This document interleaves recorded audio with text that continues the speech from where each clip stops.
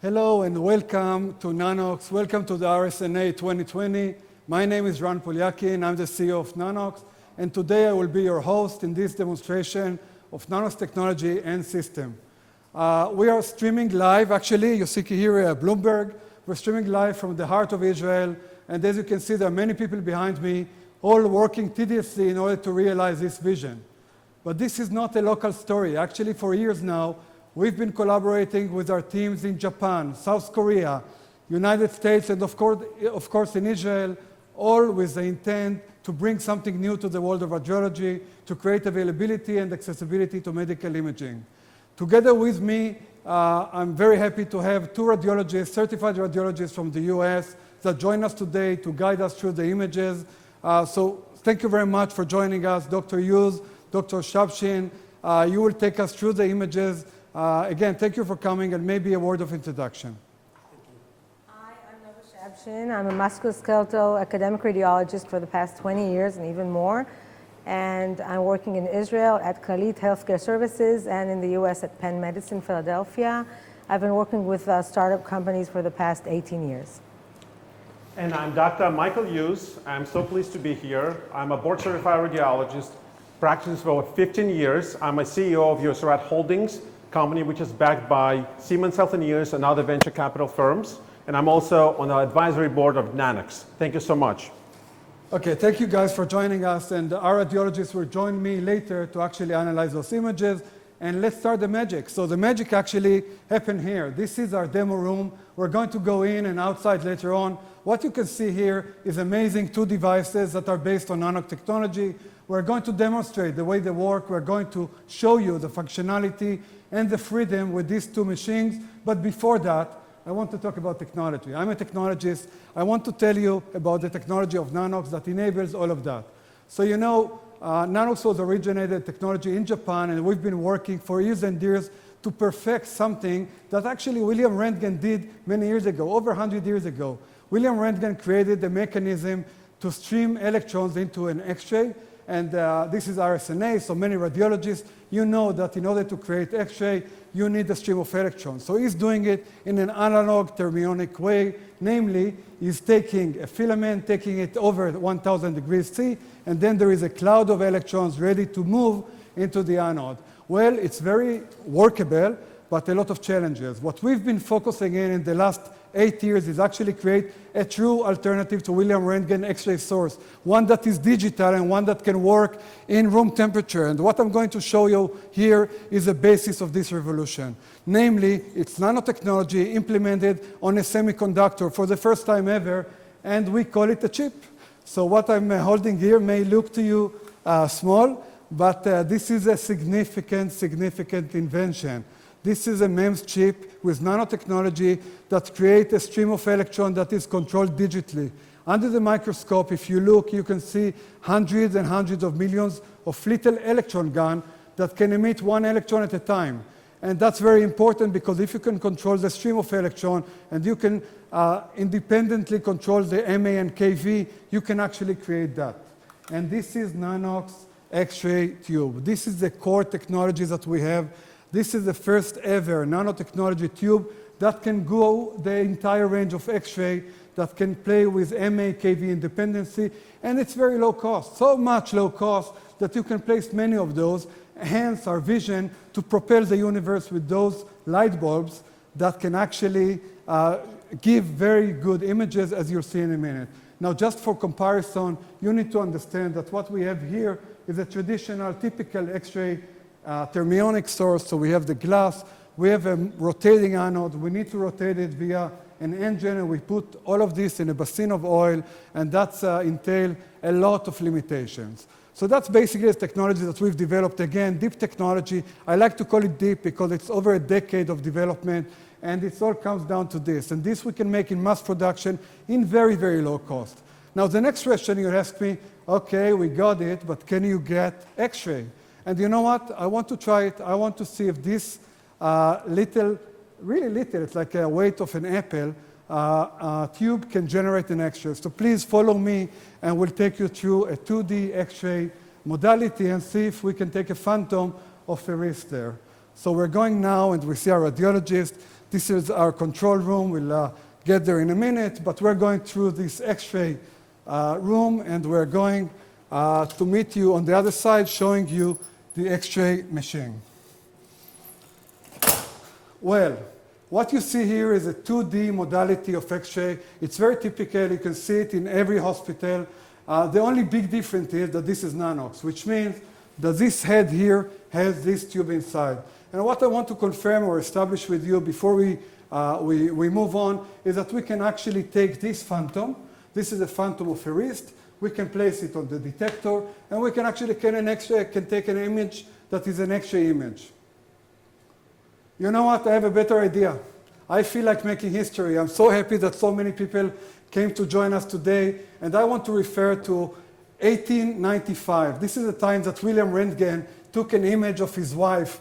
It's very iconic for X-ray, and what I want to do now, with your permission, I want to put an apron on and actually take an image of my hand. So I need the help from one of my team. Gili, can you help me with the apron, please? And you know what? Let's take away this phantom. We don't need it. We'll take my hand. So now I'm going to put this apron that is supposed to protect me from the radiation. Oops. Okay, and with that, now I'm protected. I will sit and I will try to ask Gili to take an image of my hand. So can you hit the button, Gili? Okay, we're done. So now we took an X-ray image of my hand. I don't know how it's going to come out.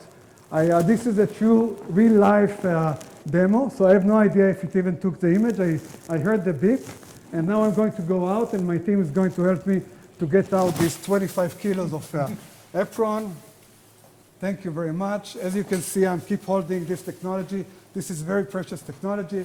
So what is happening now from the X-ray room, the images are being uploaded to our system. It's taking a bit of a time.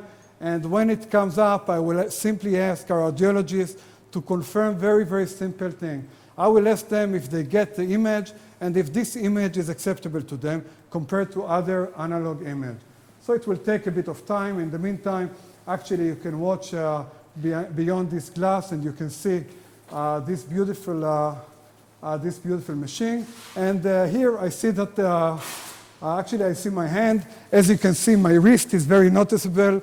And as you can see, I'm still married. Okay, 28 years yesterday. So I'm still keeping this the wedding ring.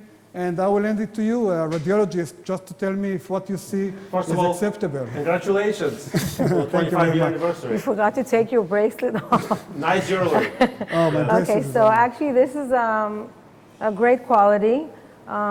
We see the joints, the cortex, the bony trabecula, small details. Yeah, it's at least as good as the ones I'm used to seeing in my daily practice. Some skin folds and fat planes. I can play with the window. I couldn't tell the difference from can you window a little bit? Sure. I couldn't tell the difference from analog technology. This is quite impressive. We can even see the button of your jacket. Okay. Good contrast between bony and soft tissues, for sure.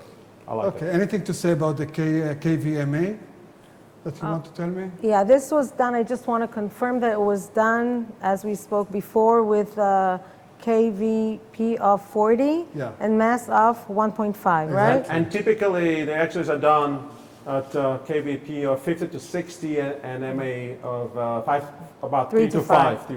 Yeah. Okay, thank you very much, Dr. Hughes, Dr. Shabchin. This was for me a confirmation because we talked to you about nanotechnology, we showed the modality, and then we wanted to confirm that we can actually generate a very simple 2D X-ray. Now I want to step up the game a notch, and I ask you to follow me into the magic room, the demo room where we have Nanox 2 system in. I want to explain what we did here, and I want you guys to be as impressed as I am, because what we did here is very unique. So conceivably, you have two machines here. They look like imaging machine, very elegant. I like the design, but there are two fundamental differences. One, This is the first machine in the world that actually works with Nano-X tube. So this machine works with Nano-X tube. And second, not like any other system that provides full body scanning, this one has multi-source, which means we took separate tubes and we placed here 6 number of tubes, here and here and here and here. And if you think about it, this machine can provide huge flexibility because now, as you can see, we can actually swing the patient under this gantry. We can swing the gantry, and we have the freedom to take separate images, projection in different KVP, different angles, put it all together into one very comprehensive file, and that's really what we believe to become a very new breed of medical imaging that, with the fact that it's so low cost, it will provide huge value. Now, for your information, these are prototypes, but subject to regulatory approval, we're going to produce these babies in thousands. And during 2021, you'll see many of those going around the world, all connected to the cloud, provide real value. Without me getting too excited, let me actually show you this in action. So what you have here for you on this bed, we have a wrist, we have a phantom of a chest, and actually we have a bone of a lamb that we took from the butchery. And what we want to do now, I will leave the room because of the radiation, and I will ask my team to start a scan. And I want you to see the scan, how we're going about this scanning. So please follow me again. And I'm sitting now next to our radiologist. And what is happening, Gilad, can you hit the button? I want to show you now what is happening. So this system is now moving the targets across, and different projection images are being taken. And in a minute, you'll see that each images are actually uploaded through our system into the software here. But for now, what you see is that the image is scanning, and you can hear the noise, scanning different projections. By the way, different body part calls from different recipes. So we optimize, we call it the Nanox Atlas, which is a unique recipe. And you can see as we speak, the images coming up here. So we take many, many images. Remember, we have many tubes, many angles, many KVPs, and to provide a perfect image, we're combining all of them together. And in a minute, those images will start to upload. And there again, we have the wrist. And remember, we took 2D image of my hand. Now we have something different of hand. We took the chest, and we took a bone from the butchery, actually. So I'll be very, very interested to ask you, Dr. Shabshin and Dr. Hughes, why do you think that this type of modalities provide freedom? What do you expect to see? What are the challenges? And what will surprise you to see when the outcome will come? Ran, on the regular 2D images, we have this challenge very frequently of overlapping biomass.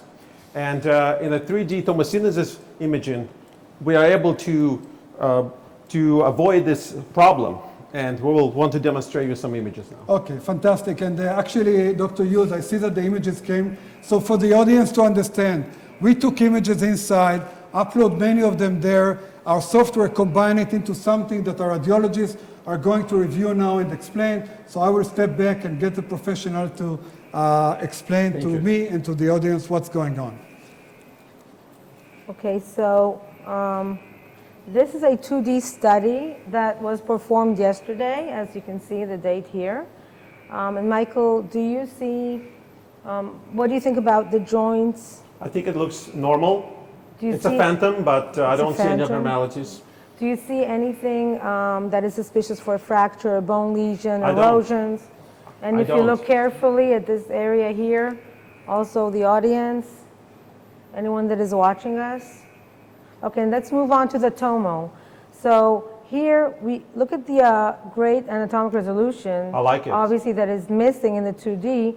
Here we're at the volar axis, sorry, these are the live reconstructions coming from the chest. So let's go back to here, to ours. So this is the PC form. This is in the volar aspect of the hand, and we see it very sharp, but the rest of the hand is really obscured.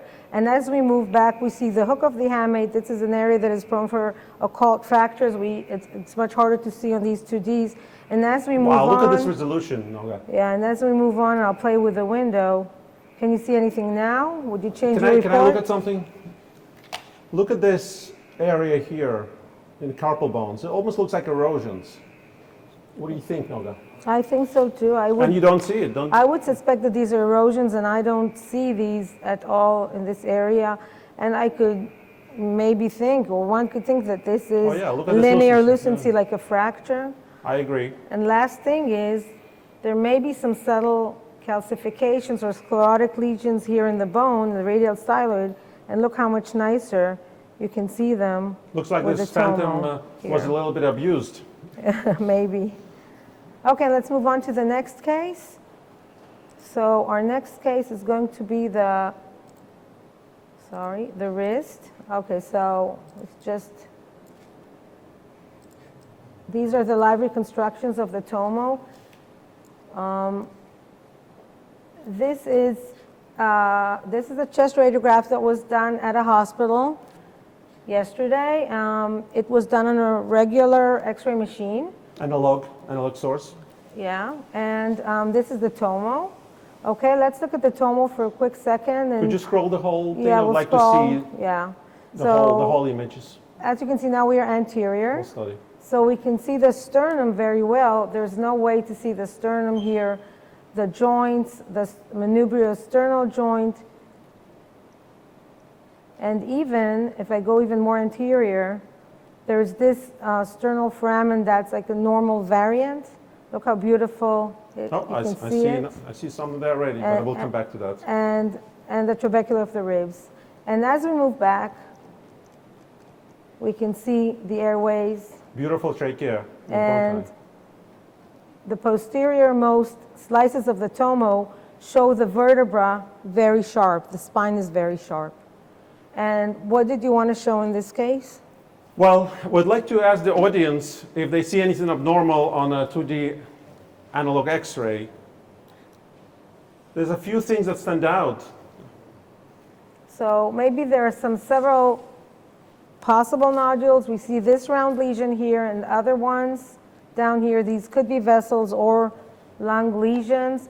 Maybe there's a subtle nodule here. What does audience think? I don't see anything else. So now let's move from back to front, slowly. So this large so-called nodule is actually a blood vessel. And this one is also a blood vessel. And here's this lesion. That's the maybe possibly lesion I agree. that I mentioned here. It's a true lesion. This looks real. And if we look on the other side, there are two additional lesions. Wow, look at the Let's size go of with this. the window. They must be at least 7-8 millimeters, and They're you don't pretty see big. them on, that's impressive. No, not even retrospectively. And I want to Wait, ask if you I see saw more something lesions. else. I saw something else, Noga. Hold on, let me see if it's real or not. Oh, here it is. Did you see this? This is real. This must be a 4 to 5 millimeter nodule right there. And no way, this is smaller than the vessels, and there's no way you're going to see it on a chest X-ray. You know, any of these nodules could be cancers. And we know we embedded a phantom nodule here. Of course. And as we move forward, there's one more lesion that is obscured by the cardiac silhouette. Can you see this I'd one? like to be a resident today. Can you see this yes. one? I'm going to Yes, nail I you. saw that. Here we go. Here it is. Okay. Here's this lesion, and it's obscured by the heart. Okay, so I think we can move on to the next case. So in this case, of course, there are multiple potential nodules that were not nodules, and Yep. the nodules that we don't see, we actually see them on tomo. Okay, so this one came out live. So This looks like a turkey leg. No, this is We just not had a Thanksgiving. turkey. I thought, Thanksgiving is over. And this is actually, I went to the butcher and I bought this lamb extremity. And we made some cuts into it to simulate fractures. So this is I have the to stay away lateral. from you, Noga. This is the lateral 2D that we did at the day that we purchased it, that we bought it. And now this is the Tomo 2D, this one that was just done now. Can you see some fractures? Obviously, this is I a do. complete fracture because You we have to be played with blind it too much. to miss this one. And then there's another fracture here, which you can see so much better with the Tomo. Do you see any other fractures? I don't. I only see that obvious one and little fracture above that, but that's it. Do you see anything in this area? I don't. I see some growth plate That's below, here. yes. Yeah. So let's now start scrolling through the tomo. I don't see anything here, but I definitely see something here. This is this real? This is the fracture. it is There's real. no way to see this fracture on the lateral radiograph. You can definitely see it on the AP. So here we are on the left. That's why we can see this transverse line. And at this point, we're already out of it. We're going towards the right, and we're at this level here. The other nice thing is, look at the growth plate, how It's beautiful. detailed it is on the tomo. I don't think I've ever seen in my life practicing Here, this is a the growth plate comparative that looks so study. sharp. So this area of the growth plate can be so well appreciated, and this area on the left, so much better than the 2D. I'm impressed. If we need to summarize what we saw the sternum and the manubriosternal joint We couldn't to see that small in 2D. details. There's no way to see it in the Impossible. 2D. It's impossible. And then we saw the anatomical resolution. We could tell when we're anterior and when we're posterior. We got a lot of information about the third dimension. We saw some false positive nodules that ended up being blood vessels, and we saw nodules in the tomo that False were negative. Yeah. not seen, not even retrospectively in the 2D. Imagine how many lives we can save with this technology, Yeah. just from lung cancer. This is just one example. And lastly- I'm speechless. This is really, really exciting, and what difference we can make on the planet. And lastly, although the fracture was occult on the lateral radiographs, we can still see it on the lateral tomo, and we could see a lot more information, get a lot more information about the growth plate than on the 2D. That's the concept of overlap in biomass. This is the perfect example. Okay, guys, I think this is amazing. I must say, first of all, thank you so much for being here today. For me as an entrepreneur, I must tell you, I'm so excited, and I'll explain why. I mean, we've been working on technology, and my vision and my passion is to connect technology to the mass. And today, what we've seen so far is actually, we explained technology and we talked about nano and whatever, but when you actually speak to physicians and you see your comment about what we can see and what not, in this technology, it really makes me very excited and very hopeful, because I know that as a CEO of Nano-X, I can place many of those around the globe and provide many, many of those images in that quality. And before we move on, I just want to ask you, Michael, do you have any other modalities that you have in mind that you want to share with the audience? Absolutely. Because, this technology is quite flexible, so maybe... I will be pleased. Maybe you want to come here and... Thank you so much. I will stand next to you, because I think our audience will be quite amazed by what you have in your imagination when you see this technology. First of all, I would like to mention that I've spent a week at this facility working with Ran and many engineers. I've seen probably thousands of images by now. Not only I'm convinced, but there's something that we came across by discussing with engineers, something that I had to share with everybody. The Nano-X uniqueness is being multi-source technology, which means that you could have 2D, 3D, fluoroscopy, and even axial imaging all in one device. This is a still work in progress.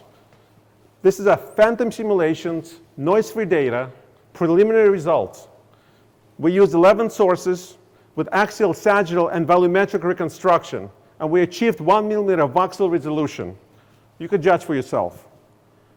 To summarize, this is exciting. And I'm very emotional because I can imagine what this technology can be done to people throughout the world.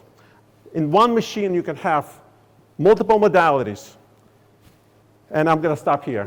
Thank you very much, Dr. Hughes, Dr. Shabshin. And with that, I think there is no better way to go back into where the magic is and to summarize the day. So please follow me again into our demo room, where we have the two machines of Nano-X waiting to be operated and propelled around the globe. So again, just I want the camera to see this beautiful machine again.